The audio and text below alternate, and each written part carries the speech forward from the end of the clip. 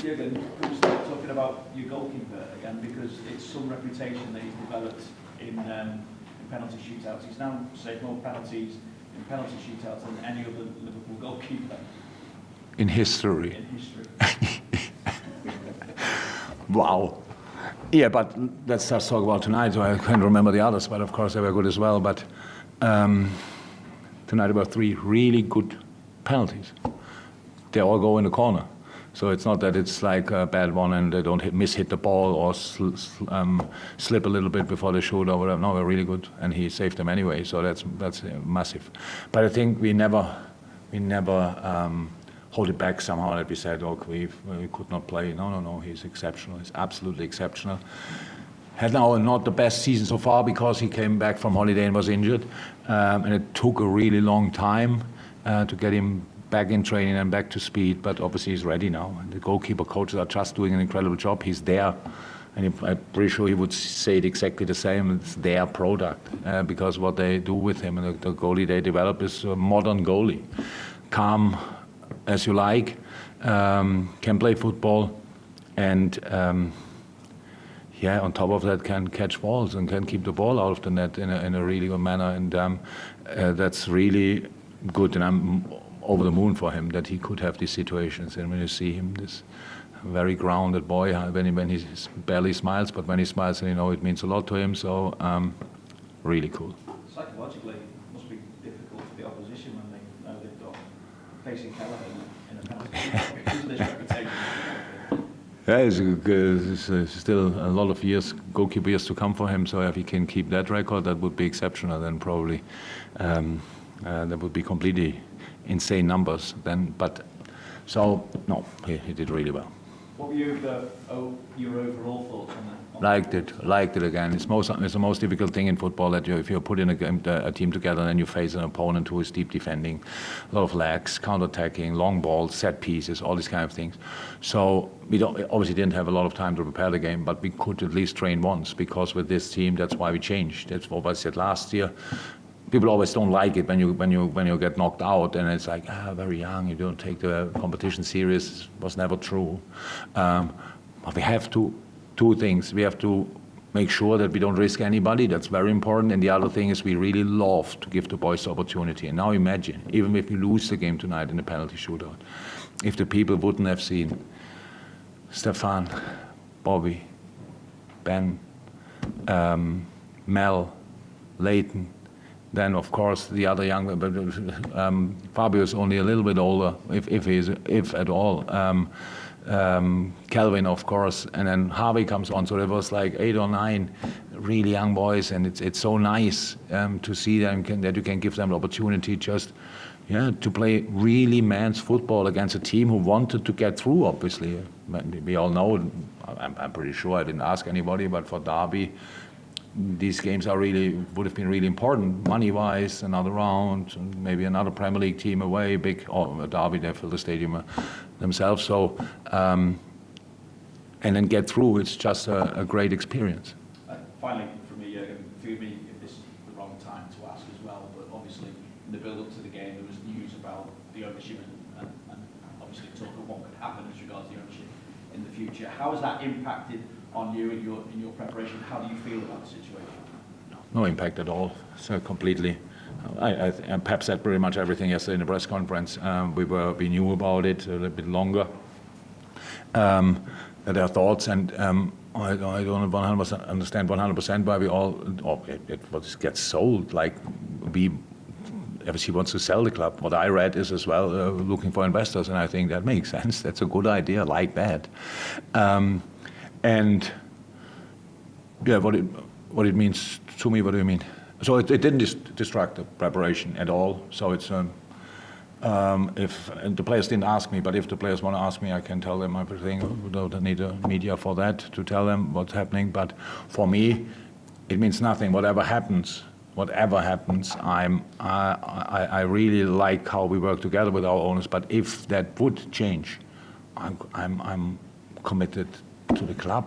Obviously, there's nothing to the people here, and that has nothing to do with that. But as far as I know, we're looking for investors, and I thought actually that makes sense.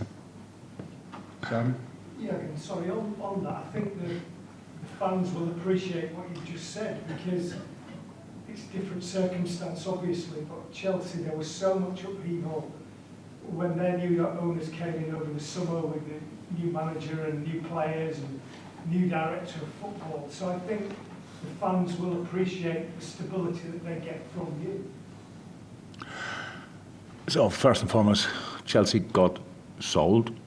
I said now, so how I understand it, we are looking for investors. It's different. But even if the situation is completely different, Chelsea had to get sold because of the owner was in trouble. Let me sum it up like this. There was a bit of urgency in the situation. We don't have that here, not at all. For me, it's just important that we, while this process is whatever it is happening, that we just keep going and planning. And so this will be whatever will happen, and these kind of things take probably time. I'm not an expert in this, but whenever it will happen and somebody comes in or whatever, until then, can happen a lot of things, and in that time, we have to keep going. So not only football-wise, in between as well, and I will make sure that will be the case. So it's just, and that's all. So I'm really. So in the moment, nothing happened. It's just news, which we knew, and nobody had a heart attack when we got the news and thought, oh my God, how can we carry on? It's a decision, and it's fine. And how I said, we work really close together with FSG. It was a great relation. It's a great relationship. Was a great relationship until now. Will not change. And whatever happens, we will see and we will deal with it. Can I just ask you about tonight, about winning tonight? Oh, thank you very much. Yes, you can. You're through to the next round. Yeah. The next round is obviously before Christmas. Yeah, great idea. How will that work out? I don't know yet, but we will find a solution. So we have, obviously, we have players at the World Cup, but we have a big group together for pre-season and probably will use them then. It makes sense, I think. But that's it. It's when is the draw? Thursday, tomorrow night. Tomorrow night, okay. So then we know where we have to go, stuff like this. We are in a training camp, we will come back, and then we have a few days to prepare this game. Yeah, so it's fine. We love playing football, by the way. That it's not a problem. But yeah, 4 days after the World Cup final. Let me say, if it's England, Brazil, or Holland, or whatever, then we will miss a few players probably. But let's see. Audrey? Yeah, a lot of youngsters involved tonight for the first time, playing at different stages of the game. What did you make of them when he came on? So it's a different. The derby were made tiring then, and it was different. So That's Ben. It was his instructions were easy. Do what you do all the time, because he's really a lively boy, smart player, good dribbler, fast, can use both legs. It's good. It was nice to watch. It was really nice to watch. He coming in and immediately, a lot of things are obviously natural to him, which is really helpful. And so, yeah, pretty sure his family was here tonight. I can remember when I saw the family at the AXA when we signed the boy, how excited everybody was. And now having that night, it's the next step. It's cool. He showed up, obviously. Thank you. Matt, sorry. Sorry? Last one. before the game, the Darwin manager said that he was hoping to. Oh, of course, happened already. If you don't hold me back, I would already on the bottle with him. So no, we spoke before the game already long. So I heard from somewhere that the foreign managers are not used to it. It's true, we are not. In Germany, we sit here together, and then you cannot pretty much forget it. But it's always about, because media work is that long, that you think, okay, let's go home. So if you just would have, I still don't understand why we just not have a press conference, because you always ask the same thing like the people with the microphone. So we could keep that shorter, and then we have more time for the colleagues. But I go now, and we have a drink. Thank you.